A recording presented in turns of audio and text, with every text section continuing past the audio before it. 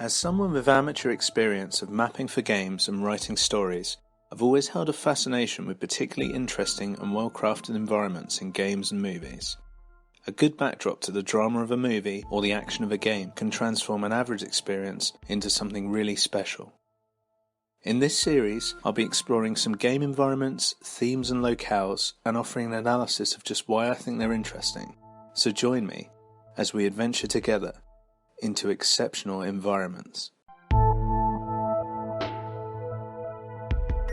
In this episode, I'm going to focus on one of my all-time favourite horror games, Condemned: Criminal Origins.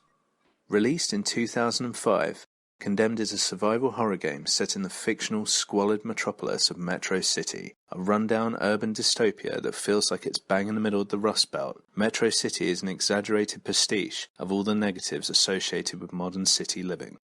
Drug abuse and street violence is out of control, vicious serial killers are on the loose, and the buildings are tired, grimy, and dilapidated. Even the more upmarket areas of the city seem to be experiencing this level of decay and disorder. Furthermore, these problems seem to be amplified by an unknown source of madness. As the narrative slowly builds across the course of the game, it is subtly implied that this worsening crisis of murder and insanity may continue building to the point that society will collapse completely. One of the greatest achievements of Condemned is that it manages to tell this story of urban decomposition and surreal horror, in large part through its enemy design, map design, and imaginative choice of locations. To really review how the game manages to nail its atmosphere and environment so well, we first have to go back to one of the most notable cinematic influences upon it.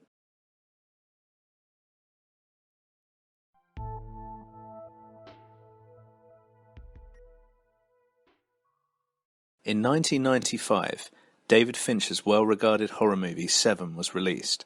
Starring Brad Pitt and Morgan Freeman as a hot-headed detective and his veteran partner, the two men are tasked with locating a sadistic serial killer operating in a large metropolis. Immediately when playing Condemned, it is apparent that a superficial similarity in narrative is present. The main protagonist is a character named Ethan Thomas, a federal investigator tasked with tracking down a number of serial killers haunting Metro City. A key component of the effectiveness of Seven's horror elements is the unnamed city in which it's set. Aside from one set piece near the end of the film, the city is shown to have constant rainfall in practically every scene. Adding to the dour mood is the prominent use of greys and muted colours, and the oppressive old architecture in several locations, which feels gothic in design.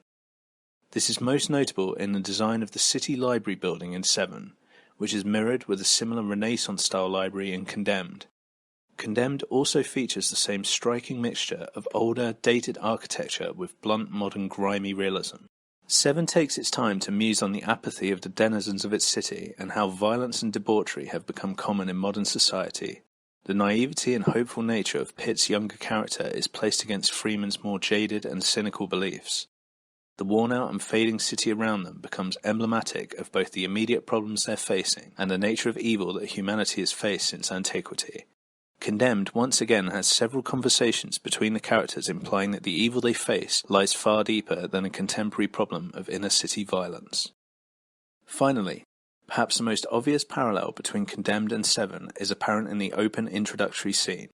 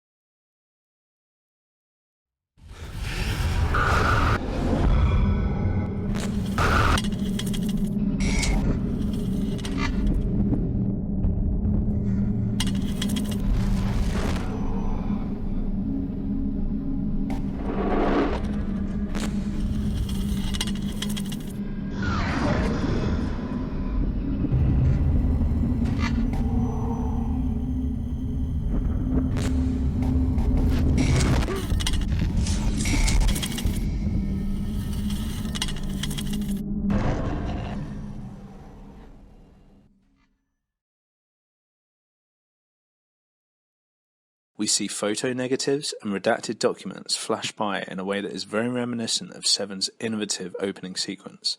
This sets a very similar tone of confusion, mystery, and sinister dread. So, what is the culmination of these references and similarities between the two works? A lesser horror game would perhaps simply leech off the legacy of Seven and do a poor job of imitating it. Condemned instead succeeds in borrowing some of the best elements of that movie's urban horror and tone, and also adds some decent ideas of its own into the mix. The end result is one of my favourite games, taking some really interesting environmental and thematic inspiration from one of my favourite movies. In many ways, Condemned can feel like a spiritual successor to Seven.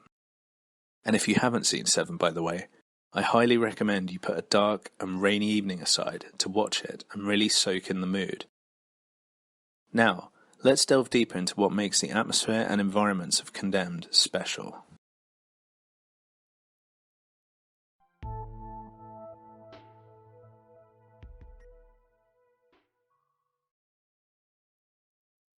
There are two central pillars to the horror of Condemned: mundane realism and surreal terror.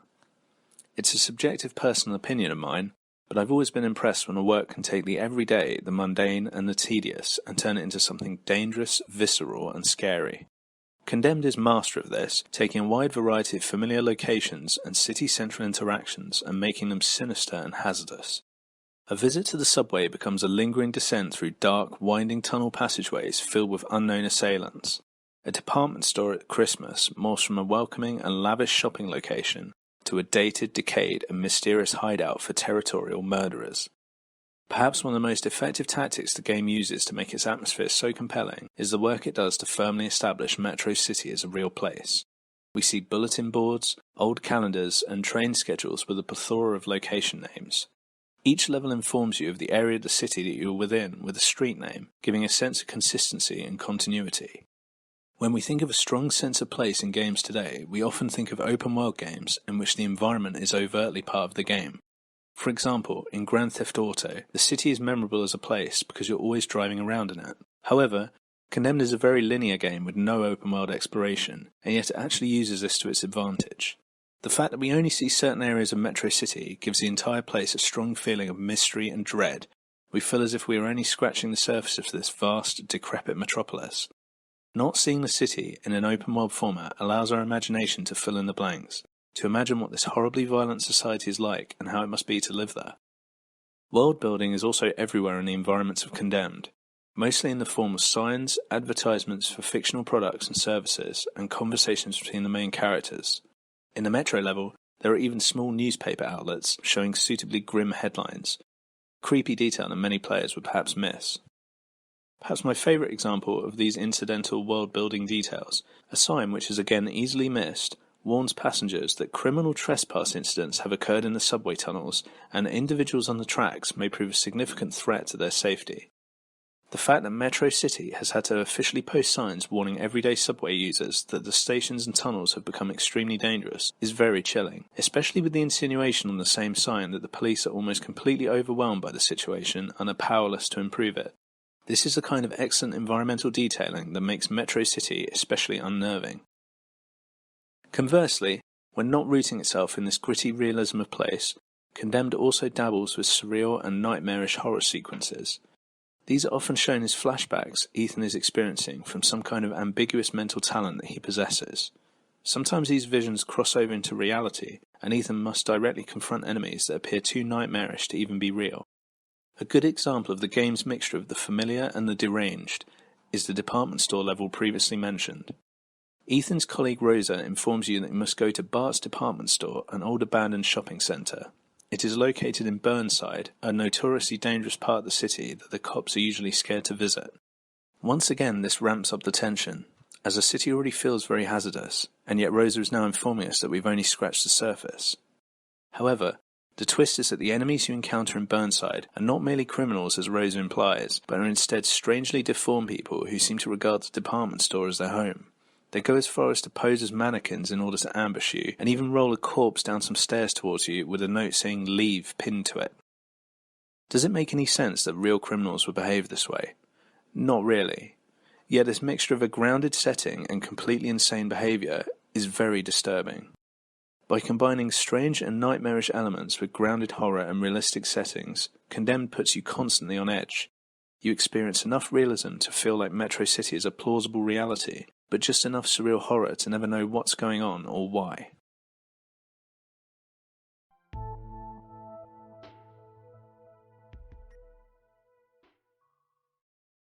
All of this environmental design work is good on paper, but without proper pacing, what good is the effect it has on the player? Many modern games that could be very atmospheric actually squander this by encouraging the player to move extremely quickly through the environment, and this can have a detrimental effect on the tension or emotional appeal of the game.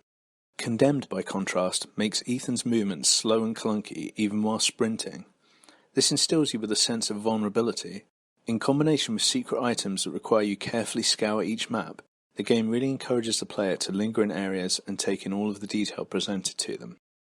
By slowing the pace and making trudging through the dark locales of Metro City a prolonged experience, Condemned is able to wring a much larger amount of suspense out of quiet moments. Unlike many games, encounters with your enemies are not always violent. Often you will simply glimpse a manic thug screaming or shouting in the distance. Sometimes you'll see mysterious figures in the corner of your vision running around or hiding from you. In fact, most of the encounters you have with enemies early in the game simply involve hearing their footsteps as they crash about in rooms above or below you.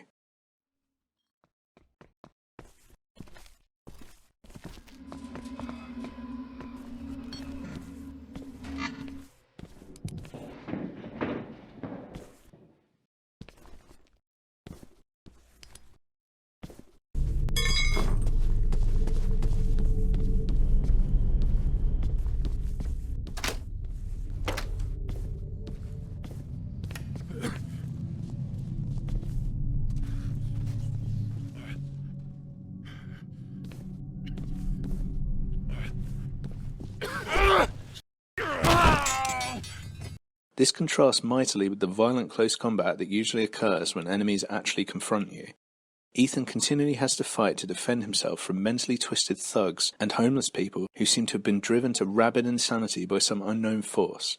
When the game flicks from suspenseful, quiet moments to a man armed with a pipe screaming expletives at you, the effect is both jarring and very effective at removing the player from their comfort zone.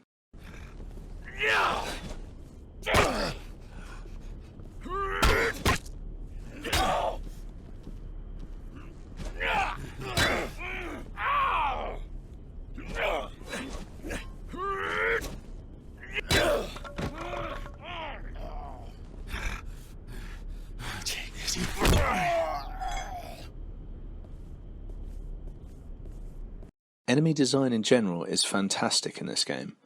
My favourite designs are the less supernatural enemies, people who seem to have once been normal but perhaps fell on hard times. Now they are inexplicably transformed into violent and abrasive maniacs. Enemies vary from simply being crazy to being mad enough to attack you but rational enough to work together and gear up for the occasion. The enemies vary of each level, and this means they contribute strongly to the feel of each environment. For example, enemies in the library are armed with firearms and seem to be organised teams of urban looters. The nature of the enemies also adds an extra element of psychological horror. In many ways, the fear invoked by Condemned is not the fear of the supernatural, but instead the fear of the tangible horror of mental illness. The game never outright explains what is driving people to homicidal rage, and it makes the unease around your enemies far stronger. These seemingly normal people are behaving completely irrationally, and yet it is treated as simply normal that people are now this violent. Once again, this makes Metro City unnerving. Aside from enemies, Metro City is almost completely devoid of friendly civilian characters. Much of this is explained by the game taking place at night, and the general danger level of the city. However, it's a really strong contributor towards the feeling of loneliness and isolation that the game is able to foster in the player. There is a strange irony in such a large city being seemingly deserted, and it definitely adds to the eerie sense of place the game establishes.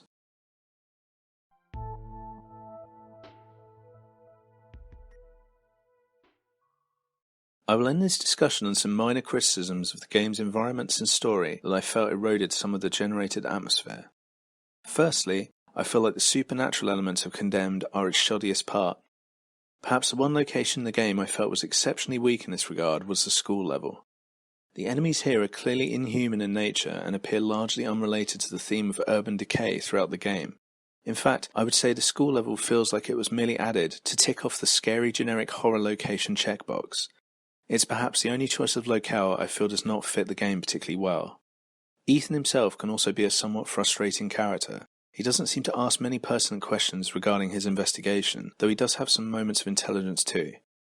In particular, he never raises the issue of clearly supernatural events to anyone else.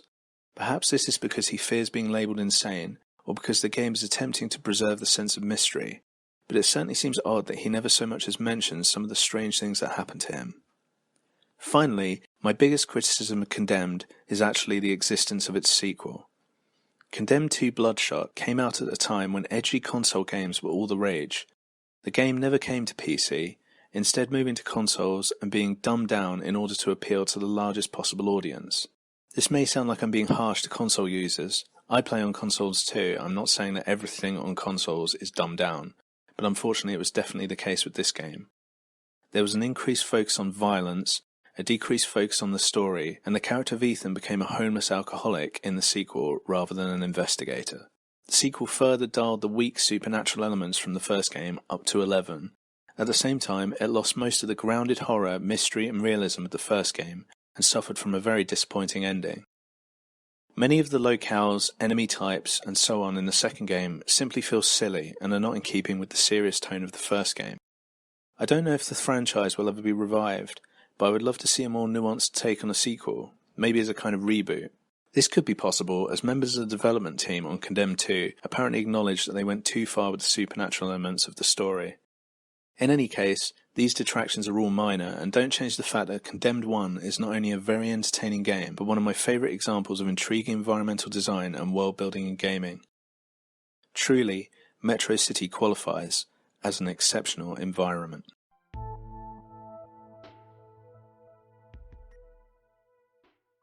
Thank you for watching the video. I hope you enjoyed this first entry in a new series as much as I enjoyed making it.